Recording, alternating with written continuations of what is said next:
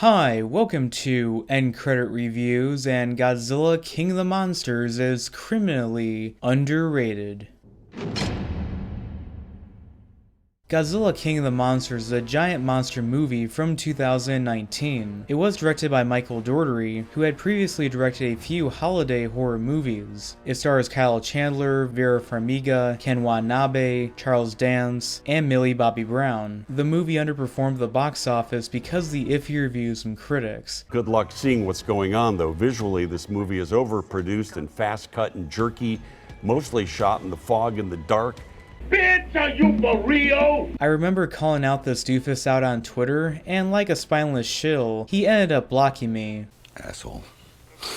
Also remember that these are the same group of stooges who low-key endorse things like pedophilia and bestiality. While the critics didn't know what drugs they were on, audiences loved it. I remember going to see this movie with a lot of people in attendance, and everyone clapped at the end, and were even singing along to the song that played during the end credits. So before I begin, I want to make a few statements. First is that this is an analyzation, not a review, so there will be spoilers throughout. Second is that just because I think this movie is criminally underrated doesn't mean I will not point out some things that I may have not liked about the movie. And finally, this is a copyright disclaimer. This means I do not own any of the video, audio, or music footage from this movie. So without further ado, here is why I think Godzilla King of the Monsters is criminally underrated. The movie opens up to a family experiencing a destructive climax from the previous Godzilla movie. Yeah, I don't think it's much of an exaggeration to say that this prologue is roughly the same amount of screen time that Godzilla had in the previous movie.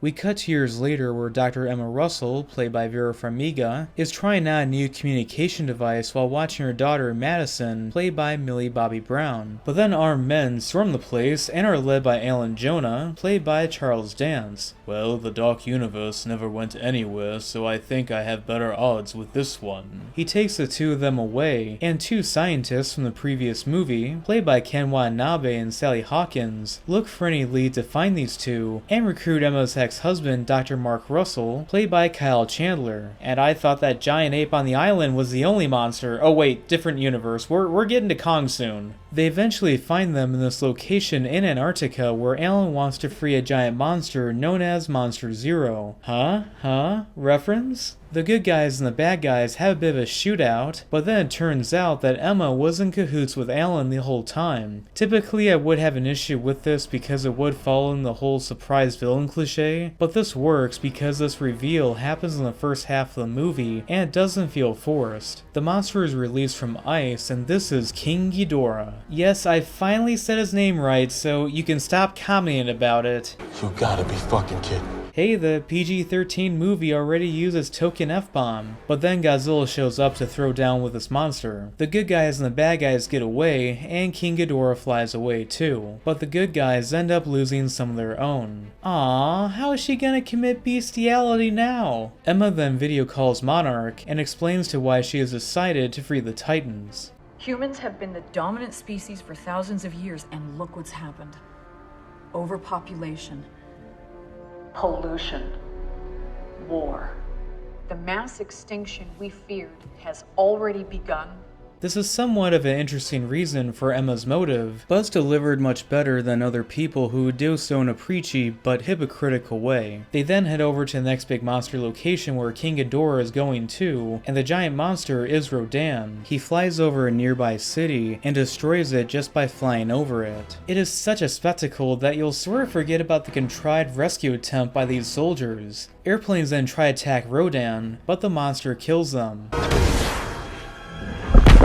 Wow, someone actually watched the giant claw. But then it does battle with King Ghidorah, and it loses. But then Godzilla comes to the rescue to fight the giant monster a second time. But then the military launches a secret weapon known as the Oxygen Destroyer. I know it's a weapon from the original movie that was used to kill Godzilla, but this weapon just comes out of nowhere and it seems a bit random.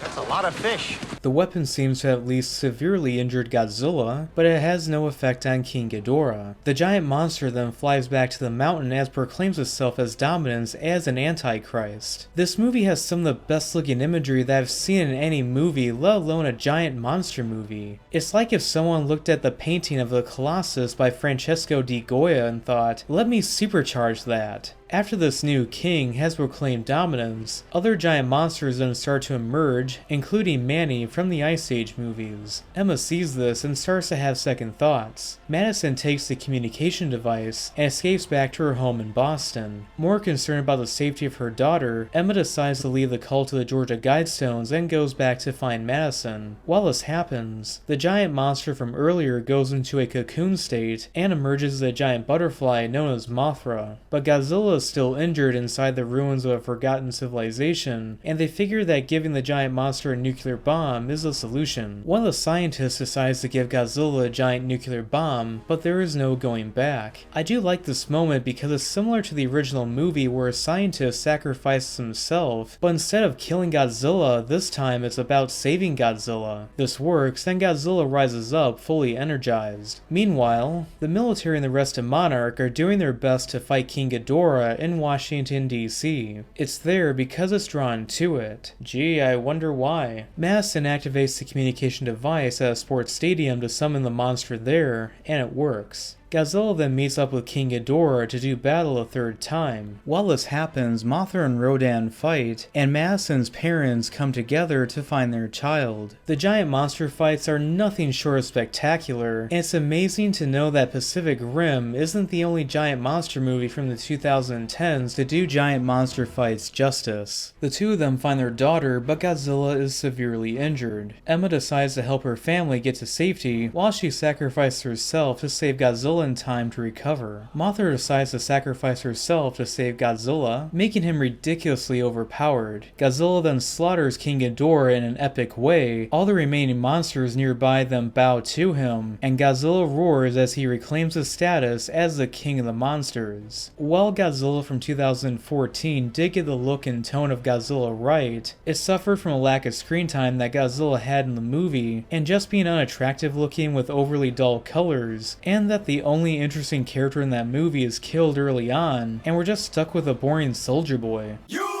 But this movie actually improved upon all of that. Godzilla had a lot more screen time, the movie is visually stunning and appealing to look at, and the main human characters have depth to them where you actually feel for them. While Mark used to hate Godzilla, but then realizes the good potential that this monster has, a similar thing happens to Emma where she blamed humans for the loss of her son, but then figures out that she is allied with an even bigger monster. If you're looking for a fun movie that's worth watching, I would recommend it, but if you're a true Godzilla fan like me, then you're going to have a blast. So that is why I think Godzilla King of the Monsters is criminally underrated. So anyway, thanks for watching. I really hope you enjoyed this video. Please like and subscribe.